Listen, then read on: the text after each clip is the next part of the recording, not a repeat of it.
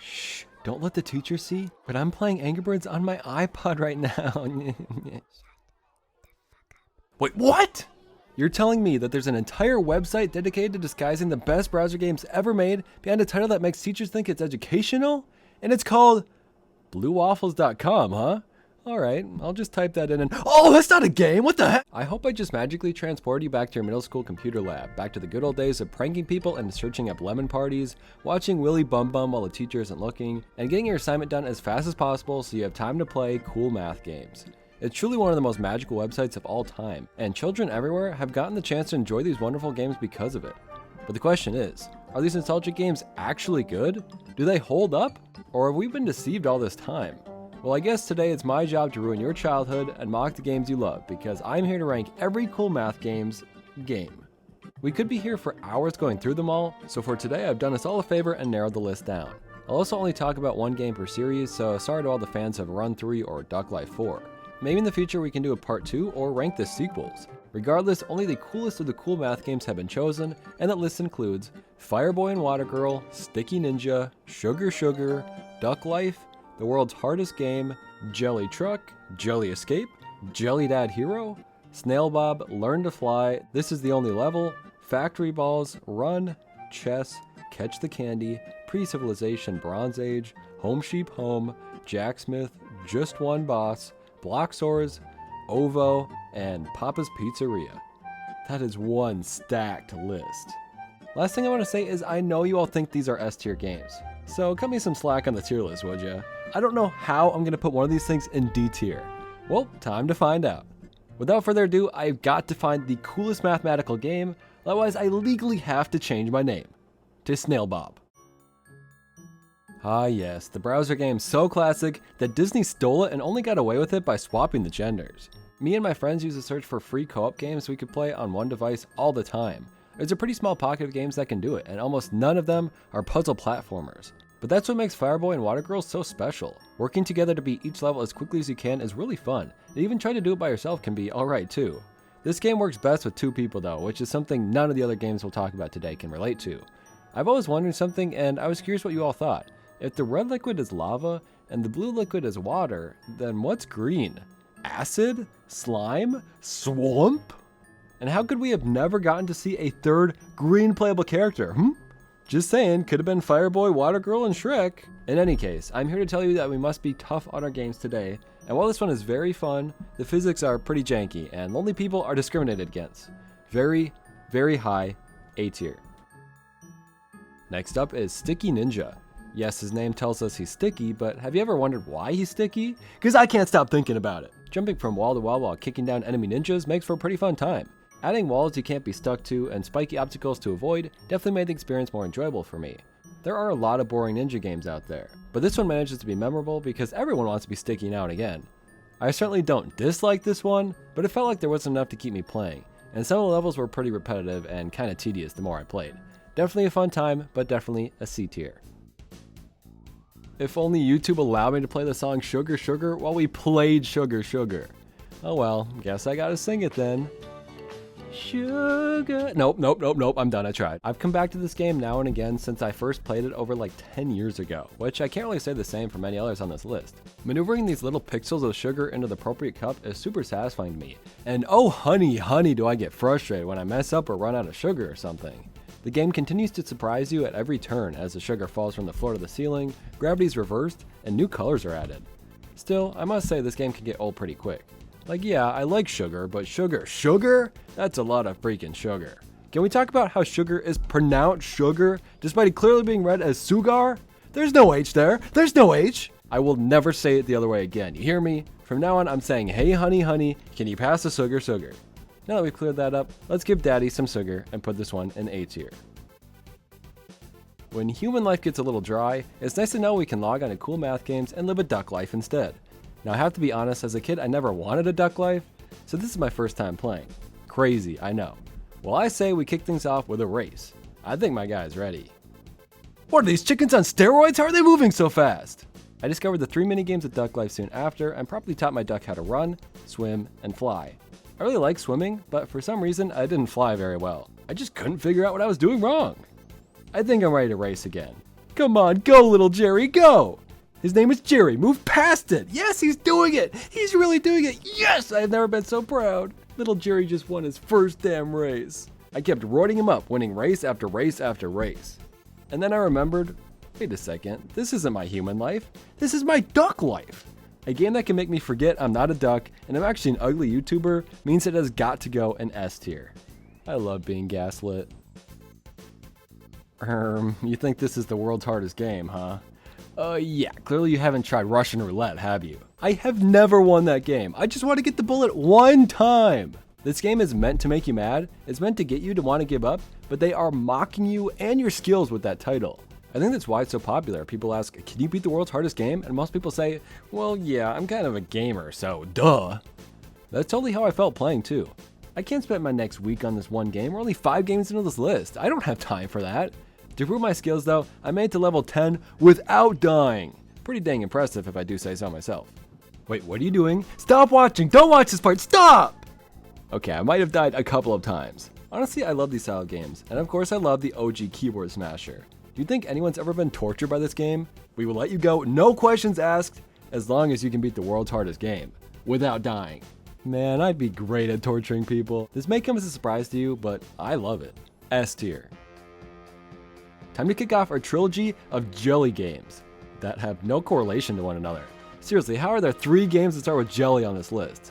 Do people think kids love jelly or something? Do kids love jelly? Alright, Jake, cue the jellyfish jam and let's freaking do this.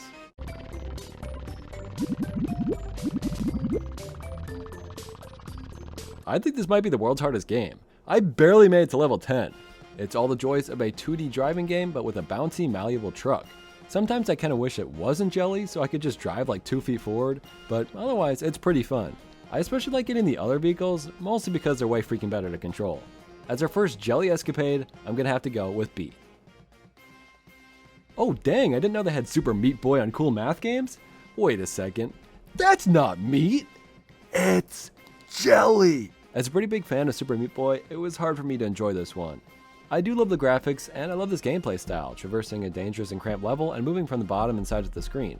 I even love the different skins and how it changes the color of the secretion you leave behind. Don't you just love secretion? But platformers are usually my thing, and I got pretty bored of this one right out the gate. I tried to enjoy it, but I just couldn't. What is happening to the Jelly Trilogy? How could there be a D in the Jelly Trilogy? Last chance to make Daddy proud, Jelly Daddy to be specific. From the creators of Snail Bob, which we will be ranking next, comes our other proud mascot, JellyDad? Why does this jelly need to be a dad? I don't know, but Jelly Mom has got it going on if you know what I'm saying. It feels pretty similar to Snail Bob, but with a few key differences. As a Jelly Dad, you can use a bunch of different items with different effects. It was pretty cool and was done well, I think. As a kid, I loved games like these, but as an adult, I'm not such a fan. It makes me worried because I remember loving Snail Bob, so I guess we'll see. JellyDad Hero was alright, but definitely a sad ending to our Jelly Trilogy. Just one of you could have shined, but I guess we proved something today. Don't make jelly games, they suck! D tier. Here's the moment I've certainly been waiting for, Snail Bob. I didn't play a ton of Flash games, but every time a new Snail Bob came out, you know I was playing it in the school library. The thing is, that was in elementary school, and I'm about to be a college graduate, so... Is this game only appealing to babies? Well, at first, I was immediately sad because I thought the game sucked. It was super slow, wasn't all that entertaining, and overall was worse than JellyDad. But I kept playing, and the charm kept growing, and I was reminded of one of my favorite childhood games once again. I forgot that Snail Bob moves on his own, and you control the things around him more than Snail Bob himself. My favorite part is when you lose. It's pretty funny. Especially when he gets pissed off stuck behind a wall and his eyes turn red and he starts swearing in a snail language. Fuck! Shit! Oh my, this fucking wall! Despite enjoying the 10-minute long game, I definitely remember this game being better than it actually is. A lot of you probably did too. In terms of nostalgia, this game is S tier, no doubt. But compared to the rest of this list, I gotta say, B tier. Games like Duck Life were never my thing, but when you're bored in high school, sometimes it's fun to completely level up your penguin and learn to fly. I think I did it in every game in the series. What else is there to do on a school laptop? So I am very familiar with this one. I love that you can basically just do better by playing over and over again, but if you know what you're doing or pick the right upgrades, you can beat it much faster. It really is just a more in-depth version of the flying minigame from Duck Life, but I like the added rocket and gliding mechanics. Learning how to best use both and making it to the end is really fun. So far, I'm learning these types of games are the ones that hold up best, because Learn to Fly is definitely going in S tier too. Coincidentally, This Is the Only Level is another game I played to pass the time. I remember the achievement unlocked one was really fun too, probably because I love 100%ing games. It's super clever to make a game based on the same level over and over, only switching things up each time you enter. Trying to figure out what's changed or how you'll need to beat it is all part of the fun. I especially love the way it changes your controls or makes you do something in the browser window. It breaks the normal conventions of games like this. And who wouldn't want to be an elephant, am I right? It's like the cherry on top of this amazing game. Unlike Snail Bob, I feel like this is one that is still challenging and entertaining enough for an adult rather than only for children. And that means this one is also S tier. Don't let the simple graphics fool you. Your brain is actually going to have to work for once to beat this classic puzzle game. It's pretty short, but each level builds on the previous ideas and forces you to understand the order of operations to make the desired ball. I'd like to think all real-life ball factories just have people with buckets of paint, pairs of goggles, and plungers, and the workers are constantly doing insane algebra in their minds to make pink bear balls with different colored ears. The creator of Sugar Sugar made this one too, and if you like these games, there are tons more he's made over the years. While I love this game, the sequels are definitely better, as well as most of the games here. B tier.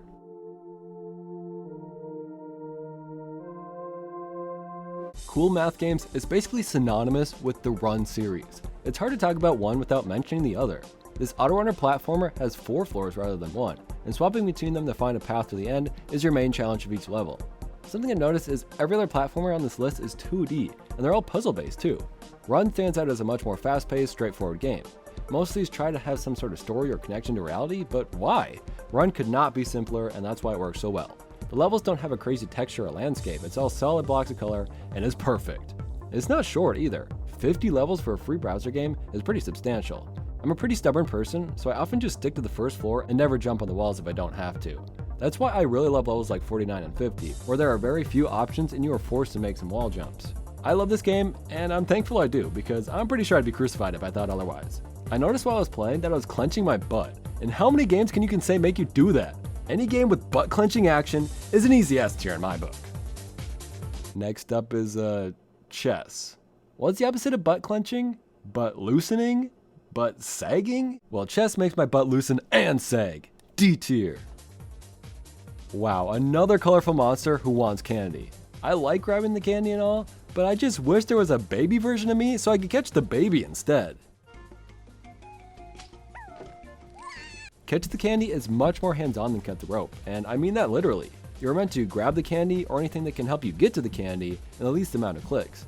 Just beating this game is pretty easy, but I can't even imagine getting 3 stars. That'd have to be like the world's hardest game or something. I pretty much feel the same way I felt about Snail Bob. It was good as a kid, but nowadays it's a solid B tier. I genuinely had never heard of pre-civilization Bronze Age, but I saw enough people requested it that I figured I had to include it on the list. It reminds me of Sid Meier's Civilization. And yes, I know they're different, I'm just saying that's what it reminds me of, jeez! I was never a big fan of these types of games personally, so I'm not surprised I hadn't played it before. Basically, you were in charge of maintaining a new civilization and making a great wonder of the world before turn 120.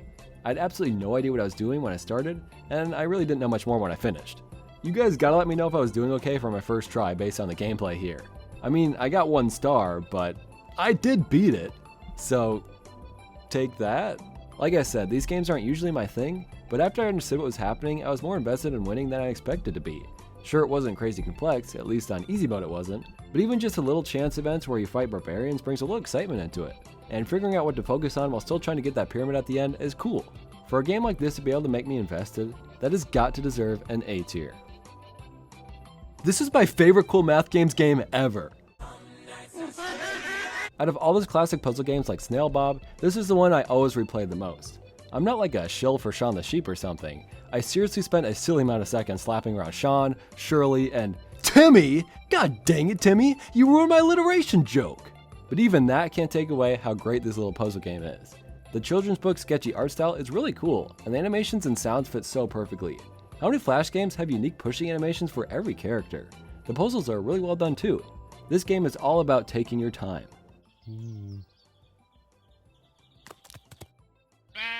Using the big sheep to push heavy objects and the baby sheep to crawl into the cracks is genius. But screw you, Sean, for just being normal. I love stacking my sheep, and I love this game.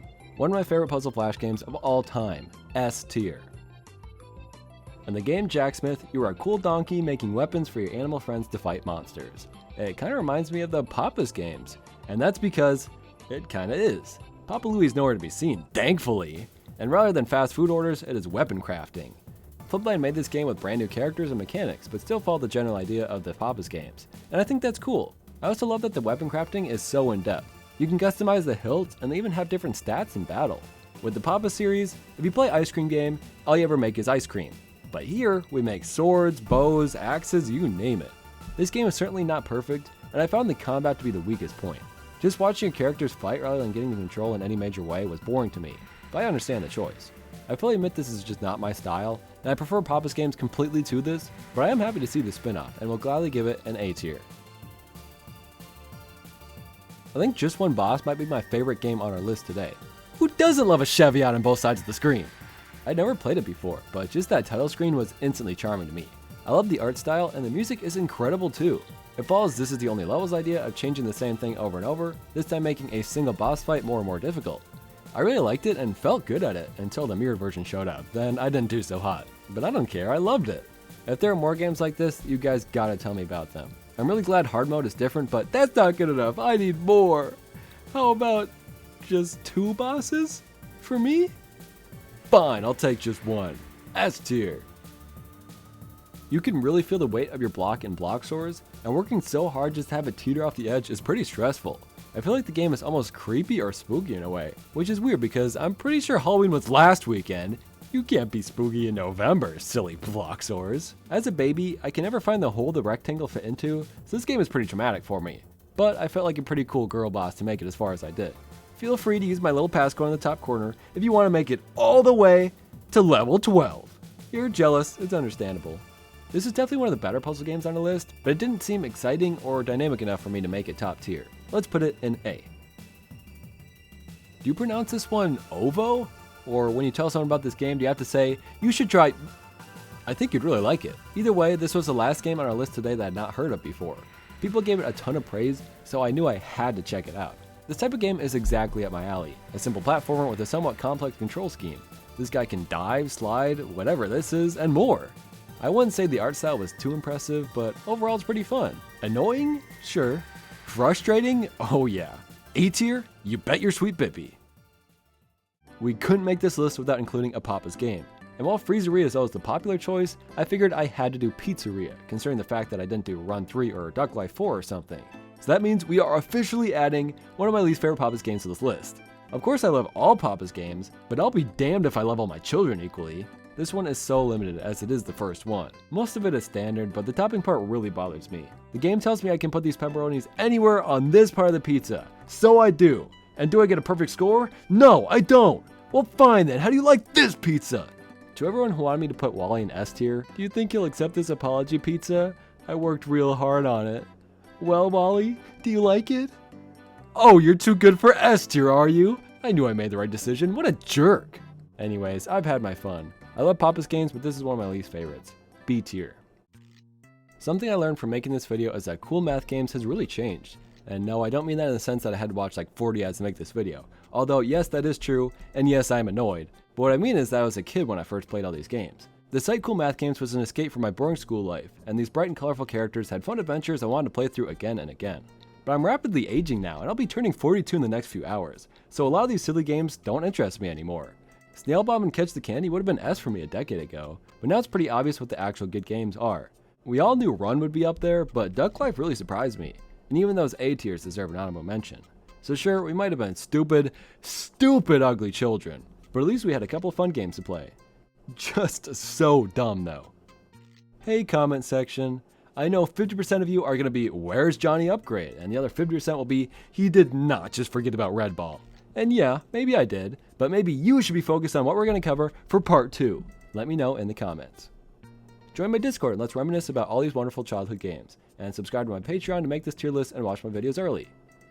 Did you know that Snail Bob had a whole snail family?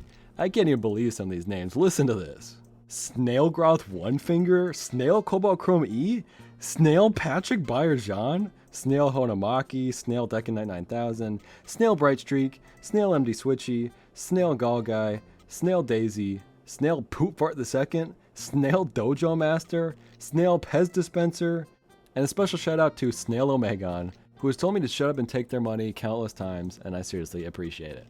Oh my god, I almost forgot about Snail Carl Williams. He is a pretty distant cousin, so if you want to be part of Snail Bob's family, then that's weird, but you should still become a member of my channel today. None of you have beaten the world's hardest game, have you? I know you haven't! Until I see some hard evidence that you have, then I'm gonna beat you all to it, and then you can never be called a gamer again. And that's pretty much the worst thing you can do to a person, I think.